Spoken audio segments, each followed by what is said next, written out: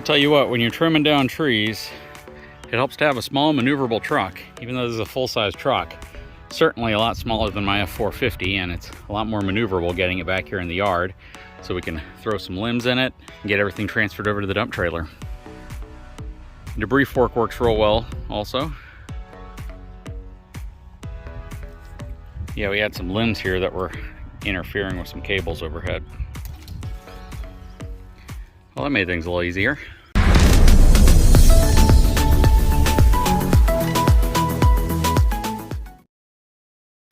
All right, so day 2 of our fence project here. We're gonna make the brace on this side. We already have the H brace on the other side over there, at least the post going in the ground. And on this side, we're gonna brace this one at a 45 right there. Use a tractor to put some force on it or some leverage on it while we put the actual 45 brace in. But everything's coming along. The gate will go right on the other side of that H brace, right there. And then all of this will be mesh right there. Then we'll string the barbed wire across the top. And then once we're done with all of this, we'll run our line across the top and we'll cut all the poles so they're perfectly even, going all the way down. They're all going in the ground 3 feet, but the ground itself goes up and down in some areas. So that's why the posts from the top aren't going to be all the same length. We have to essentially measure directly across the top of the string, and we'll be able to cut them all even. Fun project. This tractor is getting a heck of a lot of use. Earlier today, you can see the trailers over there. I moved all the trailers from the front to the back. We trimmed a bunch of trees back here. We trimmed some trees over here. We had to trim some of them back there as well because they were a little too close to the top of the trailer. So we cut all that down, brought it over to the dump trailer. Trimming a lot of this stuff, trimming some stuff back here, trimming the vines out in here because it's all kind of intertwined, and some of the vines and roots going underneath the ground here are just absolutely massive. So anyways, fun project. Continuing on. Okay, so coming along, had to step away for a bit. My good friend was out here and he was trying to get everything all prepped up. Typically take 2 2x4s, kind of sandwich the fence in there, screw it together and then pull. But we didn't have 2x4s because we used them for something else, at least with us. And we had this extra fence plank that was broken off right here. If you recall, it was attached right here. He looped it all around, got the strap in place. So we're gonna use that to tighten everything up. We're gonna use the tractor to pull this tight, and then it'll be attached to all of these posts going down.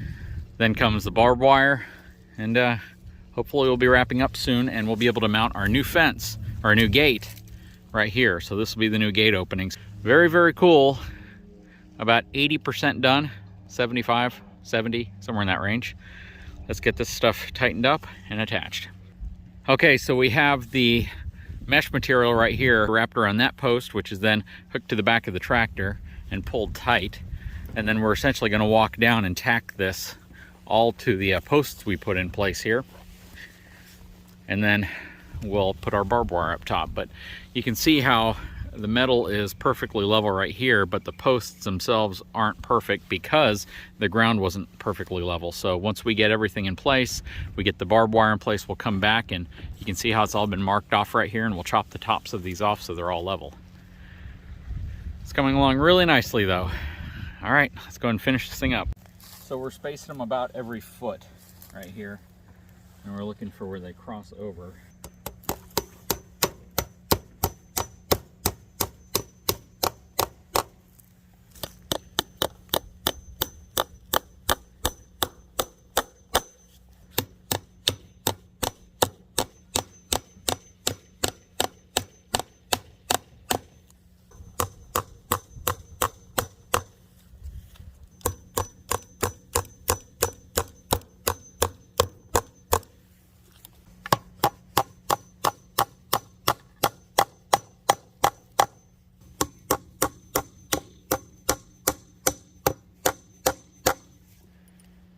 Well, how do you think this is coming along?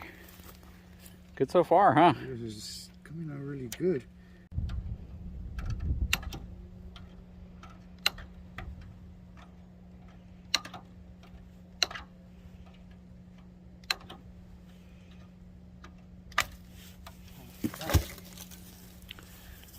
All right.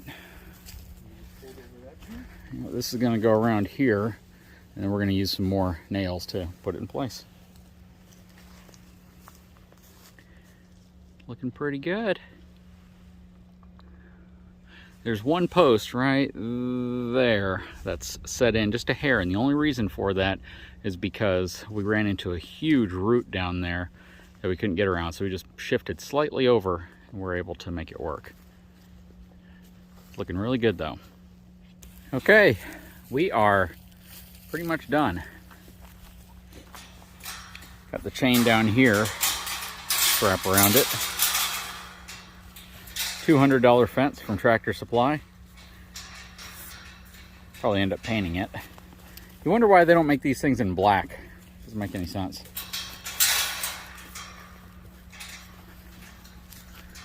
There we go. Still got to use the wire we have here to complete our H braces here by tightening them off and making them so they're a little bit more structural. Not sure if we're gonna do it at the end over there, but this side we need to, but turned out really, really good. What do you guys think? Okay, so you may be asking why I'm using the Wen chainsaw and not the Toro chainsaw that they provided. Well, the problem is both my Toro batteries are dead, and we're trying to get this project wrapped up. So I have my spool of barbed wire. That thing weighs a lot. That probably weighs about 75 pounds. Maybe more than that, probably closer to 100 pounds. Anyways, we have to run it across the top, 2 strands of it. We're basically gonna match what we have going on over here, which is pretty old, but 2 strands running across the top and then your fence. And this fence is actually called 2x4 welded mesh fencing because it's welded right here and it's 2 inches by 4 inches. So the reason why you have this is because it prevents animals from getting through it, like whatever small animals that you might, have on a property like this. Big old turkey vultures. They're circling something. Actually, they're always circling something out here. Anyways, we got to get the barbed wire ran across the top, tightened, attached, and then we'll be done.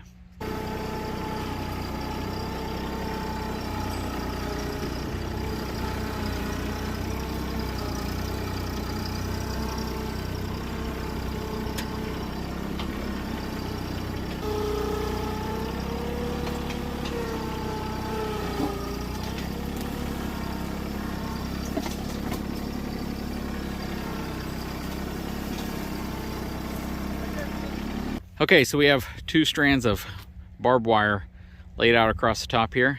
If any of you property owners that have barbed wire, or if you've dealt with barbed wire before and you watch the channel, let me know your barbed wire stories, because yeah, my good friend out here who's helping me has told me some pretty interesting stories about how you can easily get yourself wrapped up in this stuff if you're not careful, especially when you're tightening it down or tensioning the wire and you accidentally hit the wire and not the actual staple to hold it in. But yeah, so we're almost done. So we're 98% done. The final stretch here is to cut the tops of these posts at these little marks that you see. And that's just to make the posts, everything look nice and even all the way down. That said, I don't think the people who put these posts in originally cared, or the posts shrunk over time. But we're gonna try to make this stretch as nice looking as possible. And then at a future date, we're gonna replace the remaining stretch of fence here, because that goes down a long way. So we got a lot of fence to replace. But so far, this looks really good. We replaced the worst of it. This was by far the worst fence we had on the property, because all of that tangle right there was all wrapped around the fence. You couldn't get back there at all. It was just a mess. Now that we've bush hogged all this, cleared most of it up, everything's looking really good. We got a gate in place now, which is really nice. We didn't have one before. Actually, there was a gate way down there, right around that area, and it was too narrow to be able to get anything through. So now we have the ability to drive a tractor through here, no problem at all. All right, so the next thing is to chop the top of these posts off with the chainsaw. Okay, so I'm gonna tell you about 2 things that I don't like about this bad boy tractor since I've had it. Now, I don't know if this is gonna be specific to the 3026H that we have. If you have a larger frame tractor or a smaller frame tractor, it might be a little different. But I assume if you have a smaller frame tractor, like the 2025, I believe, it's probably gonna have the same issue. If you're wearing boots, whenever you're operating these pedals, this brake pedal right here gets right where the tip of your boot is. Also, these pads wanna peel off and pop off all the time, so I'm always dealing with that.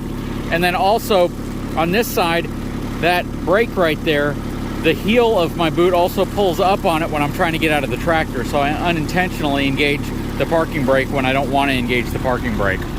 I don't like the ROPS. The ROPS is just really a pain in the butt to use. They should have designed this differently, because this is what it looks like in its folded back position. It's it's maybe a half a foot shorter than when it's in its up position, but they should have made it so it folds all the way back, which it doesn't, because if you try to, what ends up happening is this right here will actually hit that right there. This is the pin. If they moved this right here, it might be a little bit of a different story. Maybe that's where it's supposed to go. But in its current configuration, it hinges right here. You put it up, you drop your pin in right here. In the folded down position, it's right here. And when it's folded down, it really sticks up way too high. I mean, it just barely fits in the garage the way it is right here. Aside from that, the tractor's been really nice. It's been really stable. I haven't had any issues with it whatsoever mechanically. Haven't had any problems. I think we have about 13 hours on it. So it's been getting some pretty decent use in the last month and a half that I've had it, 2 months or however long I've been using it. I use this thing all the time, and it has been a workhorse. So we've moved a lot of dirt around, we've torn a lot of fencing down, we've laid the whole RV strip down over there. There's been a lot of really cool projects that we use this for all the time, and I moved all my trailers. So you might have seen the trailers that were right here. They're way back there now on the other side of my father's Class B, which was here, and I moved it over there. So I'm making another parking area way at the back over there. And I just hitch it up, and it's super quick. It just makes moving stuff around that much easier, whether it's firewood, whether I'm moving around, pieces of wood or fencing posts, whatever. It's just such a convenient tool to have. It's almost like the Swiss Army knife of tools that you can use out here on a property like this. But yeah, it's been a fun tractor. I use it all the time for all sorts of different things, and you always can think of something else. And the best part about it is the fact that it gives you the capability of lifting heavy stuff up from the bucket that you might normally have to move around yourself. Tires, just anything, batteries, it just doesn't really matter. It's such a cool, useful, and a practical tool to have on a large piece of property. Okay, all the posts have been trimmed. They got a nice little haircut. This one we really didn't need to do, so we didn't end up cutting that one down at all. Definitely got to stretch some fresh barbed wire across here, or at least tighten this stuff up, because it is pretty nasty looking. Got to clear some more vines off of this. And yeah, we are just about done. Looks really good. Anyways, guys, I sure hope you've enjoyed this video. I know it's a little bit different than the RV content or the truck content, but we get to use a tractor, we get to use a lot of our power tools. You get to get out here and get your hands calloused up and dirty. Anyways, guys, if you haven't had a chance, please take a moment, subscribe to my channel, give me a thumbs up, and we'll talk to you again very soon.